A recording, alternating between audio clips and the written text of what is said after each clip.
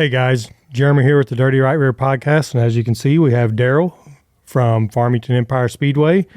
We're here at the barn, and we kind of got a little announcement. Darryll wants to just talk about the racetrack and some things like that, and he's got some stuff on his mind he wants to talk about, and so we come in here and we're going to do a little nightly show for you. We'll try to make her a little quick and just get to the points of some stuff and kind of get to talking about, whatever we need to talk about here. So Darryll, I'll let you kind of get going on some stuff. And I know it was the first race was Saturday, and I mean, it looked like it was a pretty good crowd, pretty good show. I mean, everything we could see was, it was a really, really good deal. I know we've battled rain and all this different stuff, and man, everything was muddy mess and this and that. But overall, it looked like a pretty good show. But we'll just get your take on it. Yeah, we had a really good turnout. Thanks in part to you guys and all the work we've done to pack the stands and get people in there. We had a good turnout. Sometimes early on in the year with the weather and the temperature, when it gets late, it gets chilly and stuff, it's a little soft. So that was a big help, all the publicity around that to get it in there. And last year as we went on, it got full, but the first couple is always a little slower, and usually the car counts are a little down. But I think people were tired of the rain, and the car counts were good. We had 92 or 93 cars. They don't register electronically with the vintage, but I think the total count we got was like 93 cars. So it was very good. And in the stands, people come up to me all the time. They're extremely happy for the most part with, the improvements that we've made. And that's kind of why I wanted to come on is we've tried to fix a lot of things, and we've done a good job. I think I say all the time, just around the facility when we're working, I think there was 30 years worth of neglect in a lot of areas. And I don't want to point fingers at anybody. There's been a lot of people involved over 30 years. So, I just think a lot of people are in the same boat that I am, and probably many promoters. There's a lot to do. You really need to focus on it more than, what a guy with a job or another job or two can do. But anyway, we've tried to repair. We've got all the equipment that's there that we're keeping that we need around working, and with some new additions and some old stuff we fixed. A lot of help from family and friends have got that there. A couple more things we still need to tidy up on equipment, but we're moved in the right direction. And the fair board has helped out with the bleacher boards. And I know I get calls every week, why are we not doing this here or that there? Why did we choose this thing, or why did we choose that thing? That brings me to my point of being here. I have two other jobs, basically. I don't have enough time to do everything that any track. You buy a brand new track, and it takes a lot to run it. There's 50 people running around there on a Saturday night running things. And, everything takes training. Everything takes time. And, I feel like I choose the wrong bleacher board to get done. Jeremy was here helping me, or they're helping me along with some other people. But we have 20,000 something followers, and we put out a post for some help, and I think 5 or 6 of you showed up. I appreciate the ones that helped, and I'm not picking on anybody that didn't, but that's a pretty bad ratio. So it's really hard to get 200 boards done whenever you don't have any more workers than that. And aside from the fact, I'm not saying anybody should be out there, had to be out there, but if you want to know why I'm not getting to all of that, it's just strictly the amount of time that I have. And I always seem to pick the wrong board to replace, so the one over there breaks whenever I fix the one over there, and we try to jump up and down on them and things like that and check it, but that seems to happen sometimes. And then equipment, it seems to start anywhere I've been every day, and then when we get there on Saturday, it doesn't. So I don't really know where to put the time that I have, because I don't have time to touch every item every week. And that brings me to I said that already, but brings me to my point here is I feel like I've fixed things and pointed it in the right direction. And without any more staff help, things going in the right direction of people vested in this, I'm going to need to do something to move forward with this. And in that being said, I would love to, help somebody in a transition to come in and take over. That's that requires a little bit of financial. For those people that come up to me all the time, be like, I wouldn't mind running a racetrack. I'll run it for you. I appreciate everybody's words, and I appreciate the fact that people want to help. But if you're not financially invested like I am, your decisions don't come about the same way mine do. And it may really look stupid sitting in the stands sometimes, or when you see me in Walmart, and I even hear people, well, you never call to help. I can't risk a large loan on somebody that just comes to have a good time like we all did when we were racing. I need somebody financially invested in this as well as I am. That could be I sell out everything to someone, or that could be we talk about dividing and conquering. Somebody brings in their amount to come in with me. They handle the racing and I handle the concessions and the grandstands, or vice versa. But I don't think that I can meet the expectation of the community with the amount of time I have. And here's why. I have 2 children in sports. I coach my youngest son's baseball. I am not at my oldest son's track and cross-country stuff as much as I would like to. I'm not at my other businesses to help my other employees as much as I should be. And I'm constantly running up and down the road from one business to the other. And I know some people pull that off. And before everybody, starts the comments and all of the, the Facebook, the way Facebook goes, I'm not saying that it's impossible. I'm saying that I'm not the guy. I'm stretched thin enough, and it stresses me out not being able to do all the things. I'm exactly like everybody else. I want it to be done tomorrow. And there's only one of me and my vision. And maybe I just can't get it all out into words to all my staff all the time, but my vision takes time that I don't think I have enough of. So I wanted to come on, and I appreciate you helping me with that, because I feel like I'm terrible at videos when I do them single-handedly or with somebody just videoing me at home. But I wanted to tell people, if they're interested, like I wanted to see the place stay open. And honestly, I don't know what would have happened before, but whenever there's podcasts in California talking about how it was a terrible place to go a few years ago, I was worried it was going to close. And nobody should point fingers at that. It's over. It doesn't matter why or when or who. And I've heard that it almost closed on multiple occasions with different owners. So nobody's to blame here. It's a lot of work, and you have to be passionate. And I think, somebody who's got a little more time or has, long crews that they trust, like I do at my auto shop. If I just had my auto shop, I could do that. But I started my race parts business, Double D Motorsports, barely before I bought a racetrack. So I basically have 2 babies in businesses that I'm trying to elevate. And anybody who ran a business from scratch, where there wasn't already a, success or things fixed, things operating perfectly, it's really hard to do one. And I'm trying to do 2. And, even though I have one that I have really settled in staff in, the other 2, we're still working and we're still fixing. And that's a 40 to 60 hour a week job, right? So I can't feel good about moving forward. I'm always going to miss the mark. So every week, whenever you ask me, why is there a rut? Why were you shorthanded on? Why is your staff not trained as well as they should be? Why do you not have the right flagman in position? I don't have the time to get that as good as I think it should be. So I agree with most of you. But unfortunately, whenever people are just harshly, pointing fingers at you, you're messing up my hobby, it makes me feel worse and less competent to do it. So I wanted to come on, and that was probably longer than I even wanted to be about it, but I wanted to come on and tell the whole world, or anybody who will listen, you should listen to these guys if you're not, but because they're awesome. But I wanted to tell everybody, send me somebody who wants to do this, and I'll talk about it in any form. But once again, I hire people to do the little jobs and the little help whenever people volunteer, or we do sponsor signs for people who help us. That's not the kind of help that I have to be successful with this track. I need someone to come along that cares about it like an owner. And unfortunately, that's always people who have large sums of money invested in it.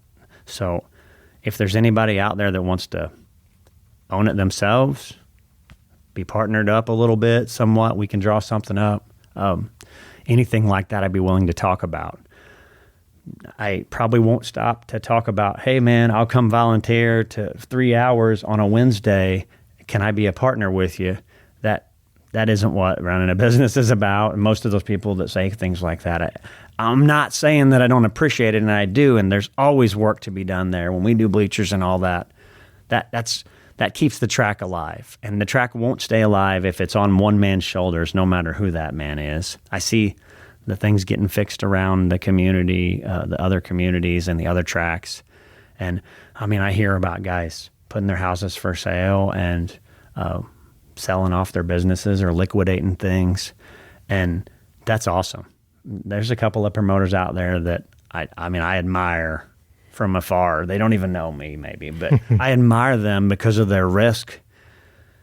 Man, I got 2 kids at home, and I don't know if they do or not, but that scares the hell out of me, if I'm being honest. I can't risk losing my home to go buy, whatever I need or pay whoever. I mean, I love you to death, but I wouldn't risk my home on you coming and doing a race director job for me, So I'm stretched too thin, and I'm scared to risk any more than that. So I really like to have somebody that come in there and risk as much as I do to do it. So that's the bottom line. And if anybody wants to talk about that, they can give me a call at 573-747-7816, or they can stop by Double D Motorsports and see me, or catch me at the track, except for on Saturdays. I can barely think about anything people are talking to me about on Saturdays. But I think that sums it up. We've pointed it in a good direction to where we're leaving it better than we found it. And I plan on running it. I'm not just closing down or anything like that. I think that's what a lot of people were probably going to ask is, you're not closing it down. You're going to keep running it and doing your thing as what you can. You just can't fully do it with all the, like you said, you have kids, the stress of it and everything. You can't do it the way you really want to do it. Sure. And if somebody wants to partner up or buy it or just any option at this point, any option to keep it alive and still make it good, and sure, keep on trucking with, the track being really, really good, And we need to do this and I don't like going down craziness about all the things that I talk about and do, but every Saturday, whenever someone comes up to me and they say, why did you do this? I would do this, or I would do that. You see those memes that say, everyone's fighting a battle you know nothing about. That really hits home to me, because if you haven't walked in the footsteps of that person, regardless, and I'm not saying I got as many problems. I got a little bit of health problems. I got bad knees too, so when I'm working out there, I do have my own set of problems, but I'm not saying they're as bad as some people have some worse things, but you don't know what I'm battling with. So when you get the blank stare or the, hey, I know what I want to say, I damn well know what you're saying, but I had 10 hours and that takes 30, to get all that done. I just want people to know. And I said this year I was going to go out and say, put your money where your mouth is. If you're going to gripe to me about something not being the way you want it, put your money where your mouth is, and you can do it yourself. And I challenge people that think that I'm terrible at this. Come on in and see. Walk around with your mouth shut for a week and see all the things that I deal with from the past 3 people that owned it, the past 3 different owners. It's everybody struggled to have enough time.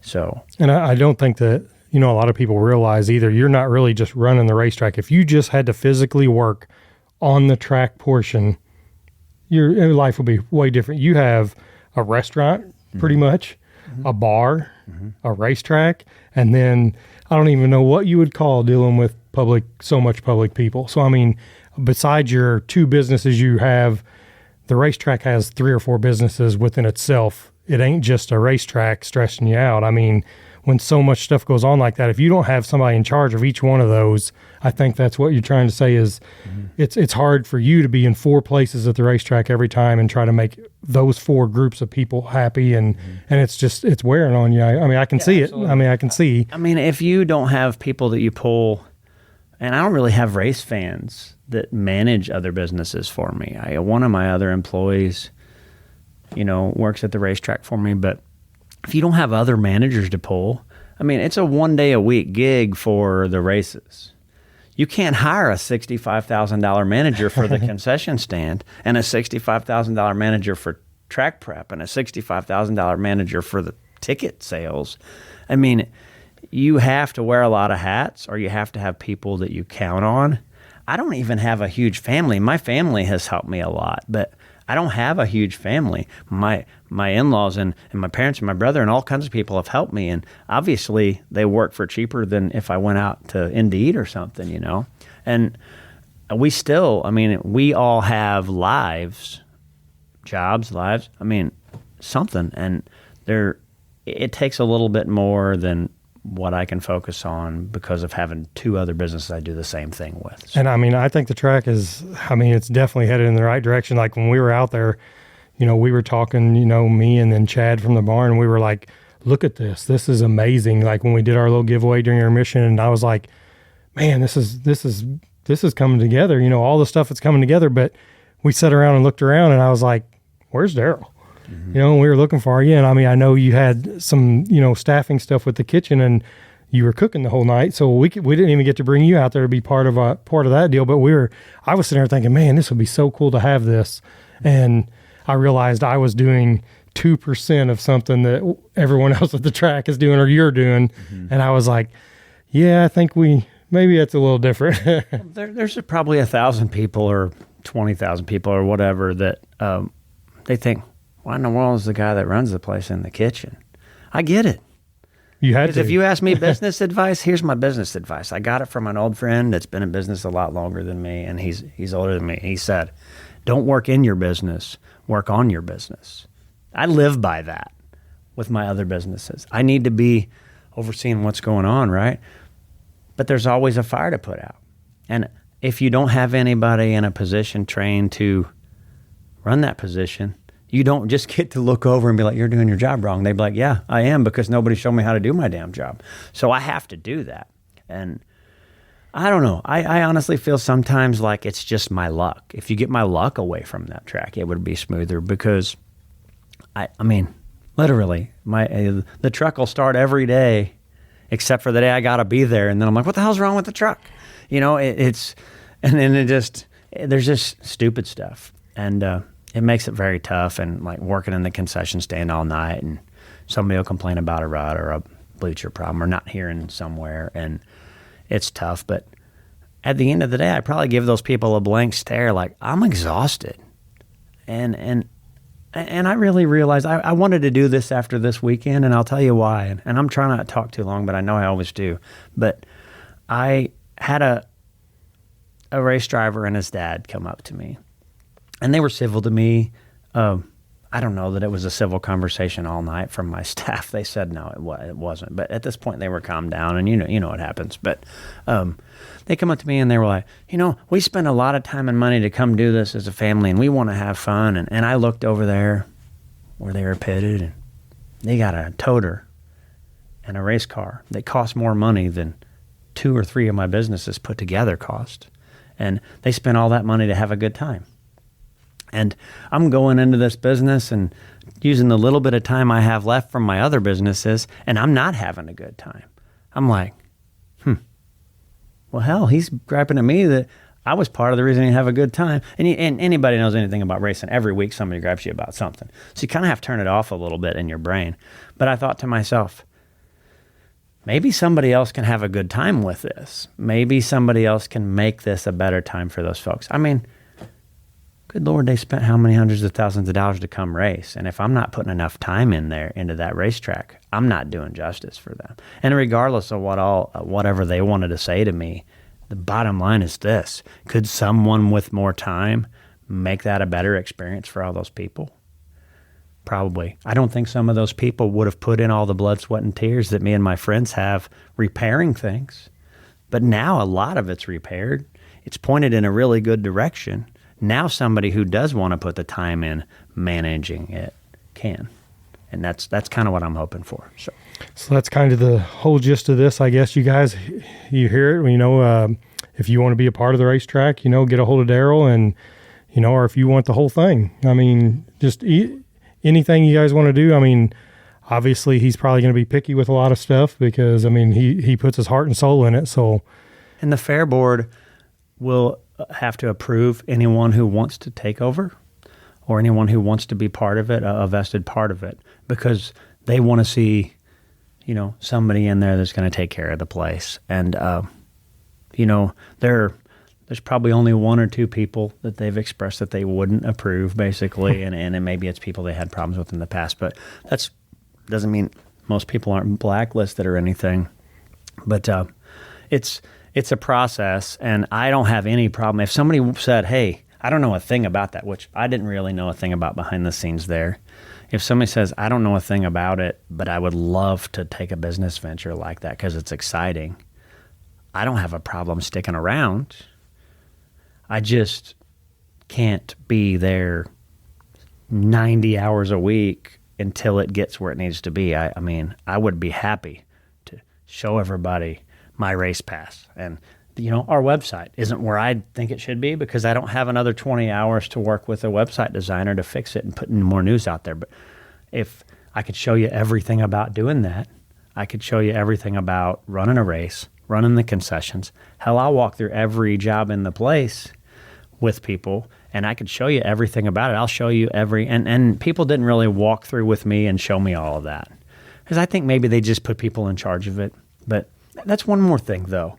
Like the pit concession stand, whenever I went in there and started getting it ready before we ever started, it was disgusting. Like I was thinking to myself as a racer, I can't believe I ate anything out of here. We completely rehabbed the pit concession, and now it has like metal sheeted walls that can be wiped down, and it's not gross anymore. And all of those things we've done already, right? And I don't have a problem walking anybody through each and every one of those things. So if somebody's interested, please reach out to me. We'll make something happen. Yep. And like Darryll said, this ain't a closure deal. Like he's going to run this thing this weekend, Mao show. I mean, we're ready. Absolutely. I mean, if no one even reaches out for it, Darryll's going to keep on trucking with it. So don't think this is anything negative. He's just, as you can tell, this is a stressful deal. And I mean, for him having more businesses and kids and he's wanting to be involved with all that, you know, he don't have the time to make everyone happy that you really want to make happy with it. And including myself. Yeah. And that I see that being a racer yourself, you know what you want, and it's tough. It's very hard to, all those things you're always like, I wonder why they do that this way.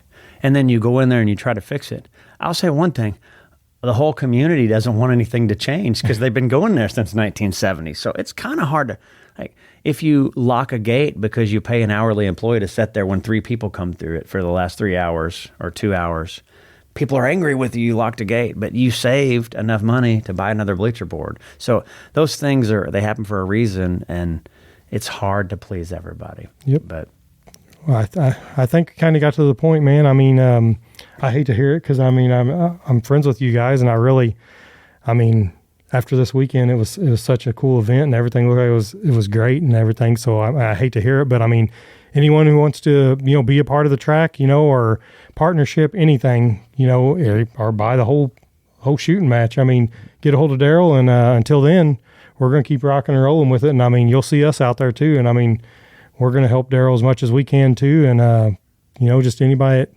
wants to help or get involved with it, reach out to Darryll. And we put a lot of money in that I don't expect back also. So, I mean, for the things that you see purchased and replaced, I mean, I put a lot of money and a lot of time in there too. So it's not going to be, any more money than what I originally paid, but it's a lot better too. You know what I mean? So people shouldn't feel like it's out of reach. It's really not that expensive of a business. So yeah, hit me up and let's get something moving. I want to see it stay open. That's my main thing. And I'm afraid that, I'll get so exhausted I can't keep it open one day if I don't start early. So I don't expect, to sell it tomorrow, but if it did great, but, reach out to me. Let's take the time to get a person who wants to do this in a position that's positioned to win. Yep. That's what I want to do. We start talking about it now. I mean, we're running a MOA show. I've been talking to MOA, and we're rolling with this weekend as long as the Mother Nature holds out. I think she's pissed about something, but we're going to roll with this, and just hit me up. We'll make this thing go for another 50-something years. Yep. So. Sounds good. Well, thanks everybody for listening. That's all we really got, and keep supporting the racetrack.